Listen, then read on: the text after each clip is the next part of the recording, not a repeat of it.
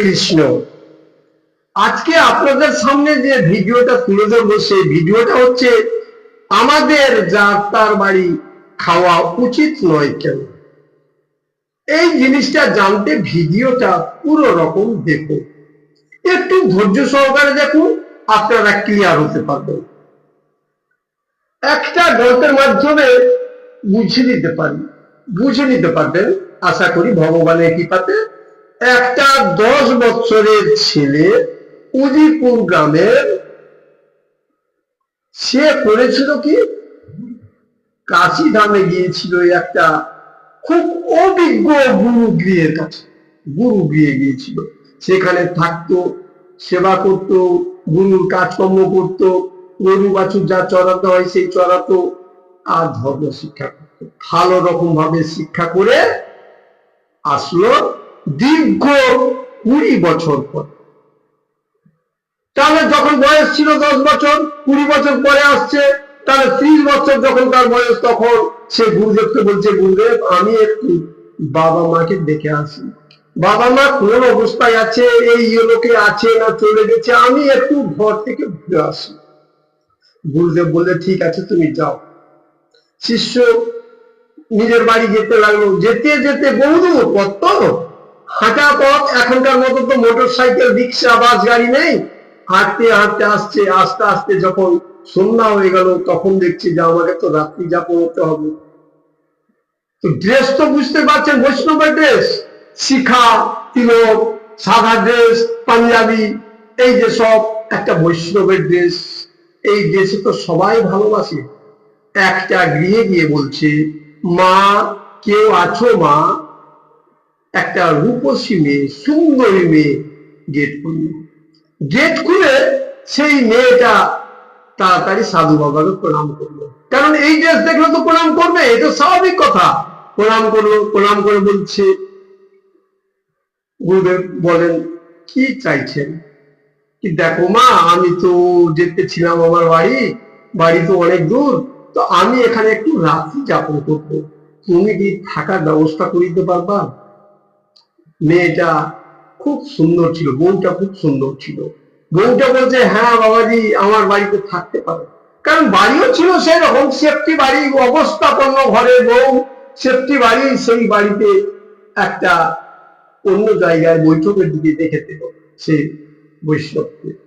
আর রাতের বেলা গিয়ে সেই বউটা বলছে, বাবা কি সেবা করবা, রুটি না ভাত? তুমি যেটা করো, আচ্ছা ভাত করো, ভাত করো, সেবা দিল। ভোরের সময় উঠে সেই শিষ্যটা বলছে, বৈষ্ণবটা বলছে, মা আমি চলে গেলাম। যাওয়ার সময় আবার সেই সুন্দর ভাবে প্রণাম করে যেতে যেতে অনেক দূর রাস্তা, খুব ক্লান্ত হয়ে পড়লো।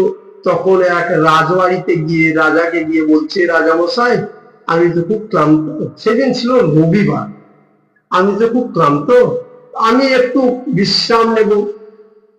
তো সেই সন্ন্যাসীকে, সেই শিষ্যকে, সেই বৈষ্ণবকে, যেটাই বলুন আপনারা, শিষ্য বলুন, বৈষ্ণব বলুন, যেটাই বলুন, সেই বৈষ্ণবকে রাজা কেন, রানী কেন, মন্ত্রী কেন, গোটা রাজবাড়ির সবাই মিলে প্রণাম করলো।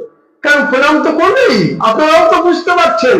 প্রণাম করে বলছে, রাজা মশাই যে আপনি এক কাজ করুন, আমার এই মেয়ের ঘরটা ফাঁকা আছে, যে ঘরে মেয়ে থাকে, মেয়ে তো নেই এখন, মেয়ে হয়তো স্নান টান করতে যাবে, আপনি এই মেয়ের বিছানাতে রেস্ট নিন। মেয়ের বিছানাতে রেস্ট নিচ্ছি। কিছুক্ষণ পরে রাজার মেয়ে যাবে নদীতে স্নান করতে, তার সখীদের নিয়ে এসছে, রবিবার, স্কুল কলেজ নেই, তখন সখীদের নিয়ে এসছে। এবার সেই বৈষ্ণবের দিকে দেখছে আর একবার নিজের দিকে দেখছি। এই দেখে মেয়ে সোনার হাতটা খুলে টেবিলের উপর রেখে দিয়ে এবার চিন্তা করো, এ তো আমাদের বাবা, এ তো প্রভু, এ তো কোনো ব্যাপার নয়। এই রেখে দিয়ে খুব মাইন্ডেই চলে গেল নদী। এবার সেই সন্ন্যাসী কিছুক্ষণ থাকার পর করলো কি, সেই সোনার হাতটা ব্যাগের মধ্যে ভরে দিয়ে এবার বলছে যে রাজামশাই আমার রেস্ট হয়ে গেছে, আমাকে বহুদূর যেতে হবে, এবার আমি যাচ্ছি। রাজা মশাই তাহলে সবাই, রাজা রানী সবাই মিলে প্রণাম করলো, প্রণাম করে চলে গেলাম। তৎক্ষণাৎই রাজার মেয়ে স্নান করে বাড়ি এসছে। মেয়েদের একটা লক্ষ্য রাখবেন, সোনার হার সোনার অলংকার থাকলে তাদের দিকে নজর বেশি। এসেই দেখছে টেবিলে সোনার হার নেই। মা, বাবা, আমার সোনার হার ছিল, সোনার হারটা কই? কি কেন? এখানে তো মা কেউ ঘুমায়নি, ওই তো সন্ন্যাসী ছিল। হ্যাঁ, সন্ন্যাসী কই? মানুষ তো একরকম নেই রাজবাড়ির মধ্যে, কেউ ভালো মন্দ সব রকম। তখন অনেকে বলছে দেখ দেখ, ধর কত দূর গেল। যেতে যেতে কিছু দূর পরে সন্ন্যাসীকে ধরে নিল। সন্ন্যাসীকে ধরে তার ব্যাগটা চেক করা হলো, ব্যাগের মধ্যে ঠিক রাজকুমারী সোনার হারটা নিল। অনেকেই কেউ মালা ধরলো, এই তুলসী গাছের মালা, এই মালাটাকে ছিঁড়লো, কেউ এই শিখাটাকে ছিঁড়লো, এই নানা রকম ভাবে উৎপাত, কেউ মারলো, ধরলো, এই করলো, হবেই তো, একরকম তো লোক নেই। এই ধরে নিয়ে আসলো রাজার কাছে। এবার রাজা মুশকিলে পড়ে গেল। আমরা তো একে সবাই মিলে প্রণাম করলাম, আর এই সন্ন্যাসী, এই বৈষ্ণব চোর হয়ে গেল, কি করবো?